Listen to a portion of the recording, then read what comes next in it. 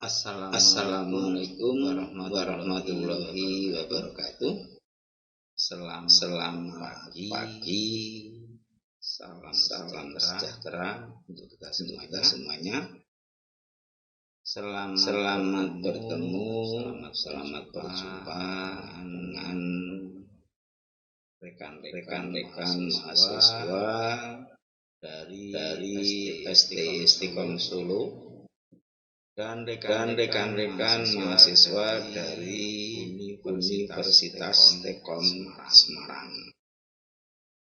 Selamat bertemu, kita ketemu di perkuliahan daring, kuliah online untuk mata kuliah teori organisasi. Pada kesempatan ini kita pertemuan yang pertama rekan-rekan mahasiswa dari STI Istiqom dan Istiqom. Pertemuan pertama sebelum kita memulai untuk mata kuliah teori organisasi perlu kita perkenalan dulu. Untuk memperkenalkan agar saling akrab kenal antara saya selaku pengampu mata kuliah organisasi dengan rekan-rekan mahasiswa semuanya. Nama saya Jailani, lahir di Karanganyar 30 Desember 1968. Cukup sianya. Selama mahasiswa sampai saat ini terus terang saya tidak terlepas dari kegiatan organisasi. Apakah organisasi formal, resmi atau organisasi yang non formal. Saya mengambil mata kuliah di organisasi di amanah di STI Istiqom dan Universitas Istiqom untuk semester 1 semuanya. Kemudian tempat tinggal saya di Gunungrejo Karanganyar juga. RT 01 RW 1 Gunungrejo Karanganyar. Aktivitas saya banyak di organisasi, bahkan pada tahun 1999 ketika ada reformasi, saya kebetulan ikut tergabung dalam satu organisasi partai politik ketika itu reformasi. Dan secara kebetulan juga sebetulnya tahun 99 saya sudah terpilih menjadi anggota DPRD Kabupaten Karanganyar. Tapi karena berbagai hal saya kemudian mengundurkan diri. Pengalaman yang seperti itu semoga nanti kita bisa diskusi dengan kawan-kawan rekan-rekan mahasiswa agar saudara kalau jadi anggota atau pengurus bahkan ketua organisasi bisa menempatkan prinsip-prinsip teori-teori organisasi dan konsep organisasi pada praktek nyata. Contoh Pak Jailani kemarin kegagalan di partai politik, tapi itu menjadi pelajaran yang sangat berarti sehingga sampai sekarang masih berorganisasi. Itu sebagai perkenalan saya. Nanti kalau ada komunikasi di luar jam tidak apa-apa, kontak email ataupun HP saya. Demikian untuk pertemuan yang pertama tentang konsep dasar dan pengertian organisasi. Tujuan pembelajaran ini penting. Harapan saya setiap materi perkuliahan, materi pokok pembahasan teori organisasi, saya berikan tujuan pembelajaran dengan harapan saudara akan mudah mencari bahan-bahan di luar yang kita pertemuan secara daring. Saudara bisa mencari referensi lewat buku-buku diktat, buku-buku referensi, atau saudara bisa mencari lewat YouTube, atau saudara bisa mencari dengan praktek yang saudara jalani selama ini. Sehingga tujuan pembelajaran untuk materi konsep dasar dan pengertian organisasi ini adalah diharapkan setelah mahasiswa mempelajari bab ini, mahasiswa mampu memahami sejarah organisasi. Kemudian selanjutnya mahasiswa mampu mengerti dan dapat mendefinisikan tentang konsep dasar organisasi. Yang ketiga, diharapkan mahasiswa menerapkan konsep organisasi dalam perilaku organisasi sehari-hari. Tujuan pembelajaran pada pembahasan untuk materi konsep dasar dan pengertian organisasi. Untuk mempelajari konsep dasar organisasi maupun pengertian organisasi, kita memahami dulu bagaimana pentingnya organisasi dalam kehidupan manusia.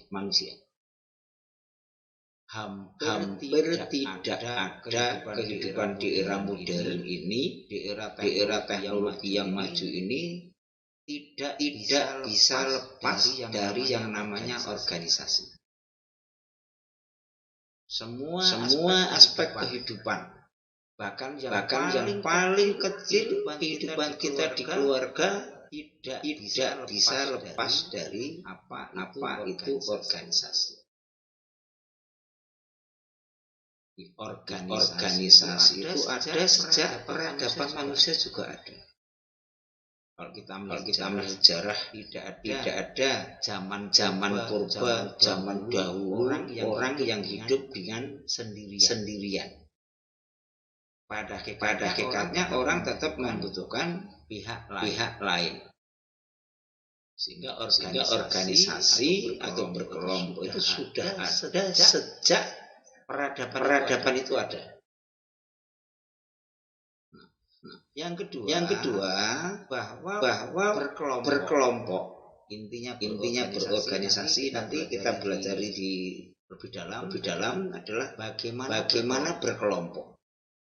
Orang membutuhkan untuk berkelompok bekerja sama dalam memenuhi kebutuhannya. Tidak ada sehebat apapun, sekuat apapun, bahkan mungkin raja-raja atau kaisar tidak akan mampu memenuhi kebutuhan kebutuhannya sendiri. Apalagi kalau kita melihat manusia itu adalah sebagai makhluk yang pribadi, privat maupun sebagai makhluk sosial. Manusia sebagai makhluk yang pribadi dan makhluk sosial. Kemudian selanjutnya bahwa peradaban manusia dengan teknologi yang maju, dengan kemajuan social engineering atau rekayasa sosial yang ada, sehingga kebutuhan tentang organisasi itu menjadi seperti kebutuhan yang pokok. Sehingga saudara beruntung sekali mempelajari teori organisasi, diberi mata kuliah teori organisasi. Kan apa? Dalam setiap kehidupan manusia, apakah karir dari teknokrat, orang-orang teknik, apakah karir dari orang-orang birokrasi, semua tidak bisa terlepas dari organisasi atau berkelompok. saudara melihat di perusahaan misalnya, di usaha-usaha pribadi wira swasta misalnya, tidak bisa lepas dari yang namanya organisasi. Disinilah pentingnya organisasi. Saya ingin mengajak saudara semua untuk membuka cakrawala tentang arti pentingnya organisasi.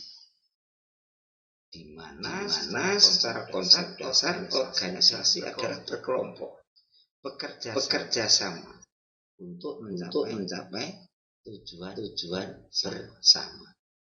Ini harus dipahami betul. Sebelum kita bicara organisasi lebih dalam, ini menjadi fondasi awal ketika kita mempelajari organisasi, tentang pentingnya berorganisasi, tentang kebutuhan orang kebutuhan manusia untuk berkelompok berorganisasi. Sehingga dari uraian di atas, dari berbagai macam tadi, konsep dasar dalam berorganisasi ada tiga unsur minimal. Yang pertama adalah adanya anggota. Kita bicara anggota, mesti tidak hanya satu orang. Anggota adalah 2 orang atau lebih. Kelompok 2 orang atau lebih. Dari konsep dasar awal ini, unsur minimal tentang organisasi, mari kita mencoba melihat lingkungan kita. Tidak ada aspek kehidupan kita, apakah itu sosial, apakah itu keagamaan, apakah itu bisnis atau kemasyarakatan yang dilakukan oleh sendiri, orang per orang.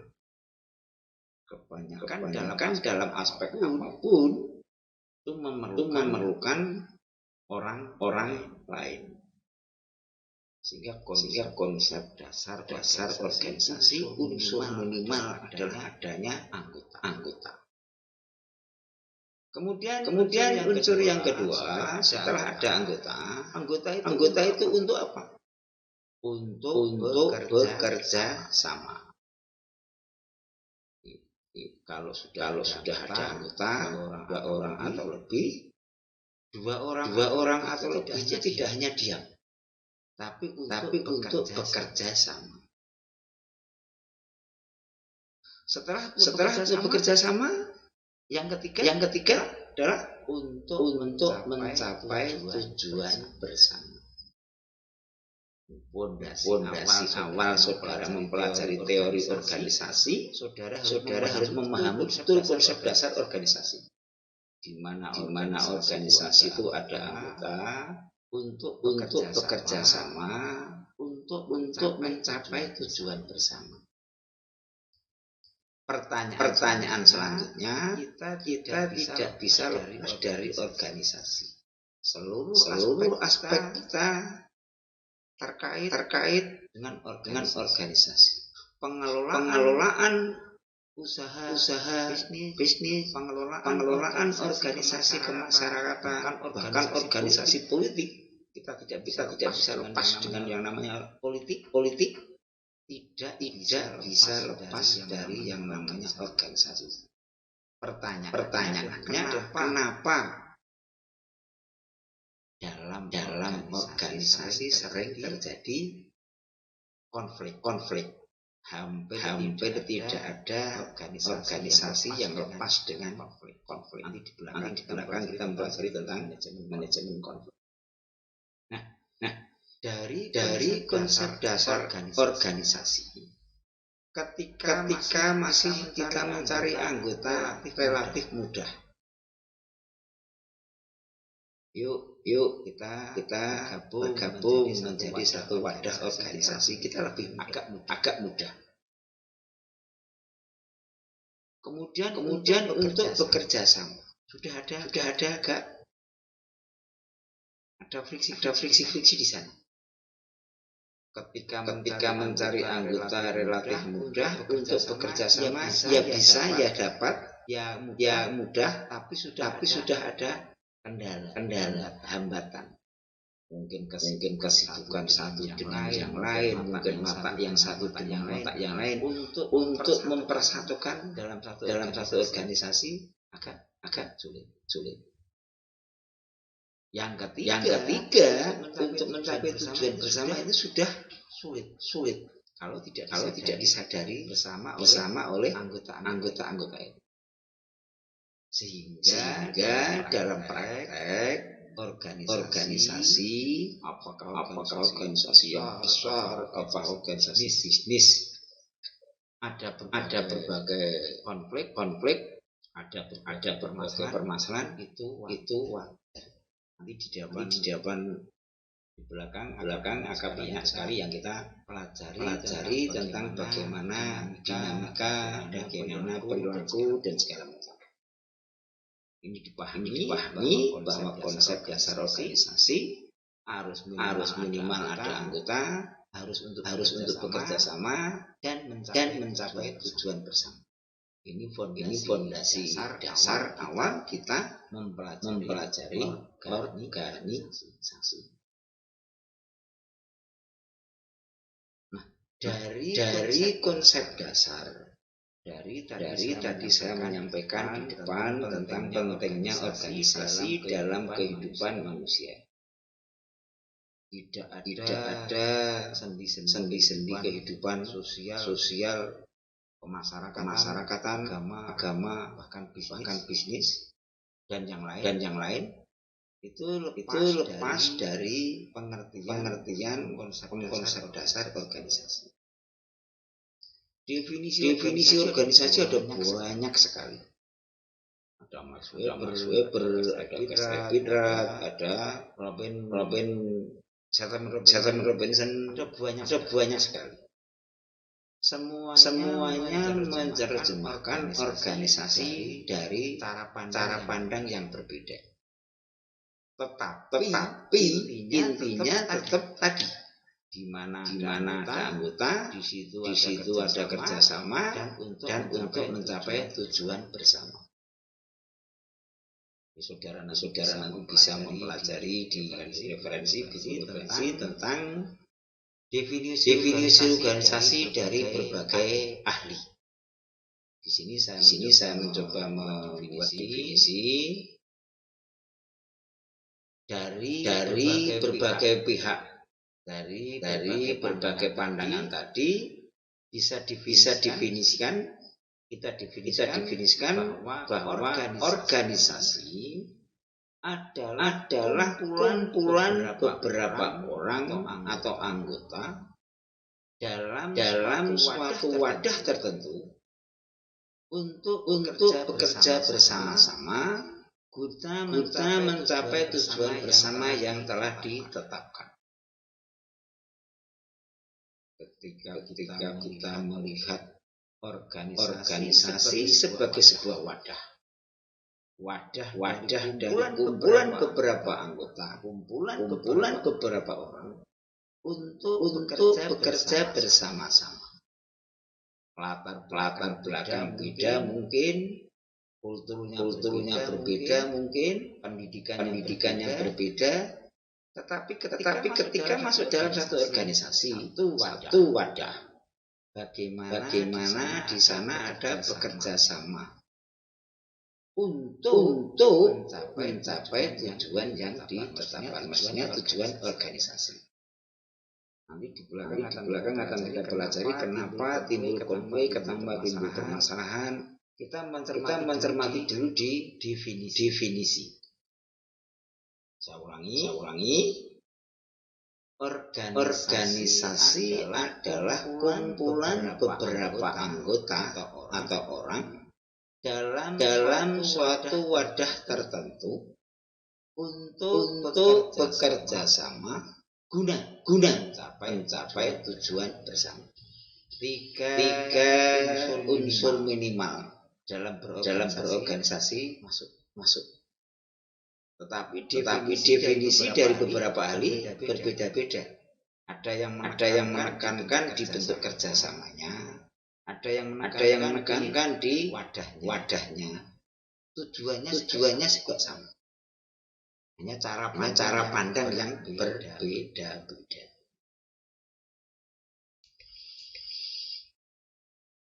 Nah, kalau kita mencoba sedikit pandangan dari Profesor Sondang Pesiagian, organisasi adalah setiap bentuk persekutuan antara dua orang atau lebih yang saling bekerja sama serta terkait secara formal dalam rangka mencapai tujuan yang ditetapkan.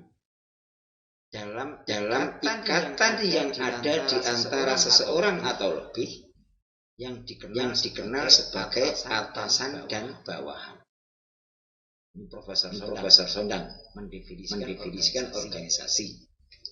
Kalau kita cermati, hampir sama juga dengan definisi yang lain. Di definisi dari Profesor Sondang Pesiagian ini lebih menekankan kepada bentuk persekutuannya. Kemudian ikatan yang formal. Kita berkelompok itu mesti harus ada siapa yang dituakan, siapa yang di depan. Keterkaitan ini penting menurut Profesor Pesiagian dalam rangka apa? Untuk mencapai tujuan. Karena kalau kita berorganisasi banyak anggotanya, tetapi tidak ada tujuan yang ditetapkan, kemudian tidak ada kerjasama, percuma. Itu nama bukan organisasi, hanya kumpul saja. Hanya kumpul, tidak punya tujuan, tidak punya format kerjasama yang bagaimana, tidak punya ikatan yang bagaimana. Nah, ini Profesor Sondang Pesiagian membuat definisi yang sedemikian. Persekutuan, bekerja sama, ada keterkaitan ikatan dalam rangka mencapai tujuan.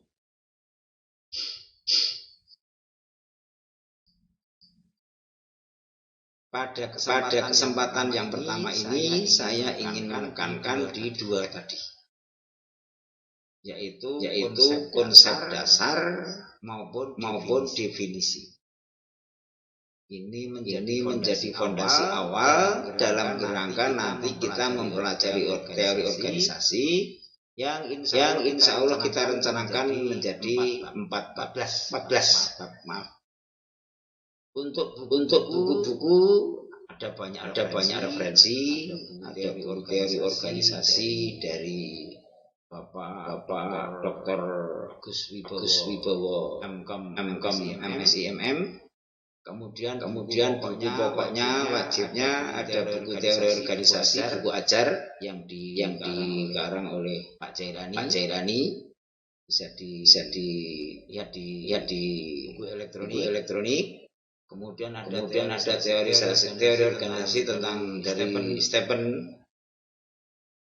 Nah, dalam nanti kita rencana membahas tentang teori organisasi, kita mencoba memberikan kerangka untuk pembahasan tentang mata kuliah teori organisasi.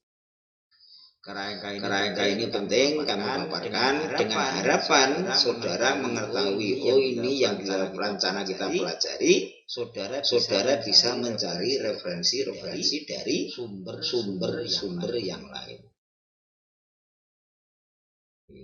Kerangka pembahasannya,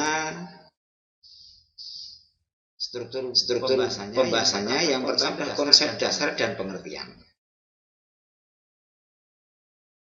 Kemudian selanjutnya bagaimana evolusi perkembangan tentang teori organisasi. bagaimana organisasi setelah zaman dulu, organisasi yang paling sederhana, sangat kecil skupnya, sampai organisasi teori organisasi yang modern seperti saat ini. Bagaimana perkembangan teori organisasi dengan majunya teknologi, era digitalisasi. Itu nanti kita pelajari dalam evolusi teori organisasi. Kemudian selanjutnya kita mempelajari arti penting mempelajari teori organisasi. Kenapa kita perlu mempelajari teori organisasi? Sementara kalau kita melihat di lingkungan kita banyak profesi yang lebih khusus misalnya profesi advokat, profesi dokter, profesi akuntan publik misalnya. Kenapa organisasi penting untuk dipelajari? Akan kita lihat bahwa setiap kegiatan, setiap usaha manusia untuk memenuhi kebutuhannya itu tidak bisa terlepas dari organisasi. Dengan konsep dasar tadi, organisasi adalah bekerja sama. Organisasi adalah membangun kelompok. Organisasi adalah mencapai tujuan yang ditetapkan. Kemudian bab selanjutnya kita mempelajari tentang prinsip organisasi. Di mana inti dari pembahasan ini prinsip dasar organisasi itu seperti apa tahu? Kita pelajari bersama. Prinsip organisasi perlu dipahami agar kita dalam berorganisasi kita kembali kepada kerangka awal. Kita berorganisasi itu harus begini, prinsip ini harus ditaati. Prinsip organisasi harus dijalankan. Ini kaitannya dengan pembahasan tentang prinsip organisasi. Kemudian yang selanjutnya kita mempelajari tentang lingkungan organisasi. Yang namanya organisasi itu tidak bisa lepas dari lingkungan. Faktor yang ada di dalam maupun di luar organisasi akan mempengaruhi organisasi. Organisasi adalah kumpulan daripada orang-orang itu sebagai makhluk individu dan makhluk sosial mestinya mempunyai latar belakang yang berbeda-beda, mempunyai kultur budaya yang berbeda-beda, sehingga mempunyai dengan demikian mempunyai lingkungan yang berbeda-beda. Nah, kita nanti bicara tentang lingkungan organisasi. Kemudian selanjutnya kita membicarakan tentang perilaku organisasi. Ini selanjutnya dari perilaku organisasi ada perilaku kelompok. Kenapa dibedakan perilaku kelompok dan perilaku organisasi? Perilaku organisasi adalah nilai-nilai yang dominan yang diyakini menjadi ciri khas organisasi. Perilaku organisasi. Tinjauan perilaku organisasi itu dimulai dari perilaku individu. Perilaku individu kemudian menjadi perilaku kelompok. Yang akhirnya mengkristal menjadi perilaku organisasi. Perilaku kelompok menjadi bab tersendiri karena perilaku kelompok ini sangat dominan, mempunyai efek yang luas bagi organisasi.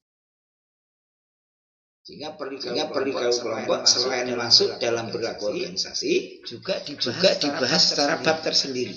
Karena pentingnya perilaku kelompok. Kalau dalam organisasi yang sudah besar begitu, tingkat nasional begitu, organisasi partai politik, ada faksi-faksi tertentu. Ada kelompok tertentu berorganisasi yang resmi. Ada organisasi misalnya partai politik yang sudah besar begitu. Saya organisasi kelompok di pemuda. Ada saya organisasi kelompok di petani dan nelayan. Ada kelompok lagi di wanita misalnya. Nah, kelompok menjadi perilaku kelompok ini penting sehingga perlu dibahas pada bab yang tersendiri dengan harapan perilaku kelompok ini bisa dicermati secara mendalam karena akan berpengaruh pada organisasi secara menyeluruh. Nanti kenapa perilaku organisasi dibuat dengan perilaku kelompok kok sendiri karena begitu. Kemudian yang selanjutnya nanti kita akan membahas tentang budaya organisasi. Ini juga penting bagaimana budaya organisasi. Kalau saudara melihat contoh di praktek nyata sama banknya. Ada bank BNI, ada bank BRI, ada bank Mandiri, kebetulan bank plat merah. Di sana bisnisnya sama, lembaga keuangan, tetapi ada nilai-nilai tertentu dari masing-masing bank tadi, bank BRI, bank BNI maupun bank Mandiri yang menjadi ciri khas, yang itu menjadi budaya di bank tersebut. Nanti kita akan bicara tentang budaya organisasi. Akan bicarakan tentang ciri-ciri meskipun hampir sama. Perguruan tinggi juga seperti itu. Ada perguruan tinggi A, perguruan tinggi B, C dan segala macam sama mengelola mahasiswa, melaksanakan kegiatan pendidikan dan pengajaran, melaksanakan kegiatan pengabdian dan penelitian. Tetapi punya budaya yang berbeda. Nilai yang ciri khusus yang menjadi ciri khas daripada organisasi tersebut. Dan itu dikembangkan dalam rangka untuk mencapai tujuan. Itu nanti di budaya organisasi. Kemudian yang selanjutnya kita bicarakan materi pokok bahasan tentang manajemen konflik. Hampir tidak ada di dunia ini organisasi yang bisa lepas dari konflik. Tidak ada. Sehebat apapun tidak ada. Apakah itu organisasi kemasyarakatan, sosial kemasyarakatan maupun organisasi keagamaan. Tidak ada yang lepas dari konflik. Nah, disinilah nanti kita mempelajari manajemen konflik. Mengapa timbul konflik, sumber-sumber konflik itu seperti apa, dan bagaimana kita mengelola atau menangani konflik. Bab bahasan tentang manajemen konflik. Kemudian yang selanjutnya kita bicara tentang birokrasi dan kekuasaan. Birokrasi itu tidak bisa lepas dari organisasi. Intinya organisasi adalah membangun kerjasama. Birokrasi adalah membagi tugas, membagi pekerjaan, membagi wewenang, membagi tanggung jawab, tetapi masih dalam rangka tubuh organisasi. Nah, itu birokrasi. Nah, Nah, karena ada pembagian tugas, pembagian wewenang, pembagian tanggung jawab, sehingga muncullah yang dimaksud dengan kekuasaan. Dengan demikian birokrasi dan kekuasaan tidak bisa dilepas. Dua-duanya ini saling terkait. Karena ada birokrasi pembagian tugas, karena ada birokrasi pembagian wewenang, sehingga di sana ada kekuasaan dalam arti yang luas. Kekuasaan menjalankan tugasnya, kekuasaan menjalankan wewenang yang ada. Itu nanti dibahas di birokrasi dan kekuasaan. Kemudian yang selanjutnya kita membahas tentang materi kepemimpinan. Berorganisasi itu tidak lepas dari kepemimpinan. Apalagi kalau kita bicara tentang organisasi modern. Nanti kita bahas kepemimpinan dalam organisasi. Sumber-sumber kepemimpinan seperti apa, bagaimana memimpin yang baik. Karena apa? Hakikatnya keberhasilan suatu organisasi tidak bisa dilepaskan dari pemimpinnya.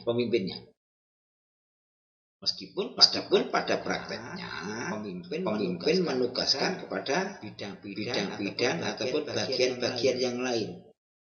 Tetapi hakikatnya yang mendirect adalah pemimpinnya. Nanti kita bicara tentang kepemimpinan. Kemudian yang terakhir kita bicara tentang teori organisasi adalah kita mempelajari bab tentang perubahan organisasi.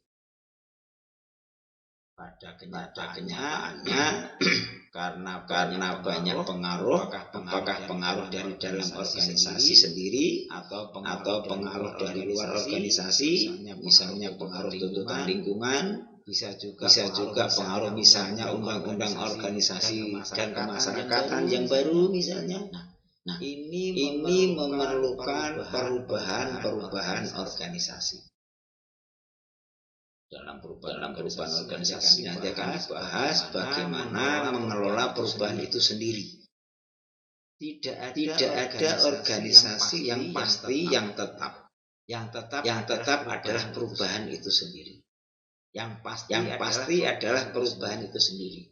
Bagaimana organisasi bisa menyesuaikan dengan perubahan dalam arti yang positif. Nanti akan kita pelajari di sana di perubahan organisasi. Itu yang kita pelajari. Jadi kita mulai dari bab pertama, konsep dasar dan pengertian organisasi, sampai dengan bab yang terakhir yaitu perubahan organisasi. Nanti setiap bab ada tugasnya untuk menjadi bahan evaluasi dan diskusi dari rekan-rekan semuanya.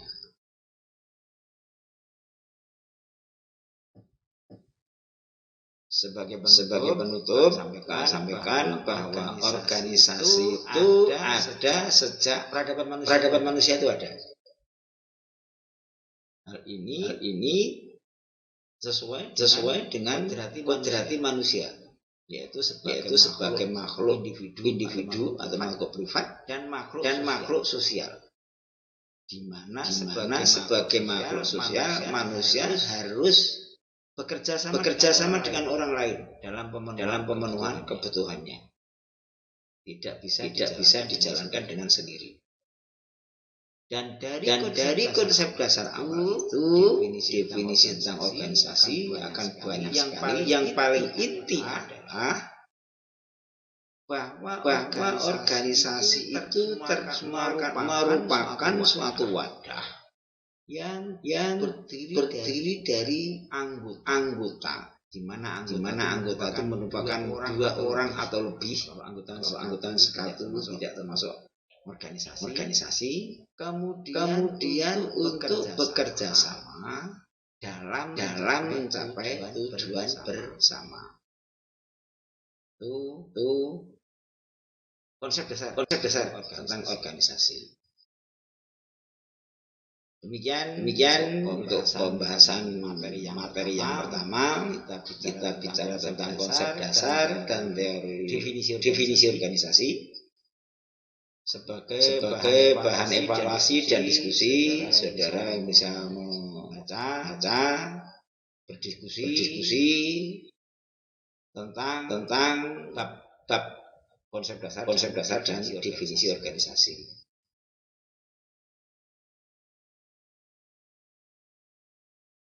Sebagai bahan referensi bukunya teori organisasi dari Pak Dr.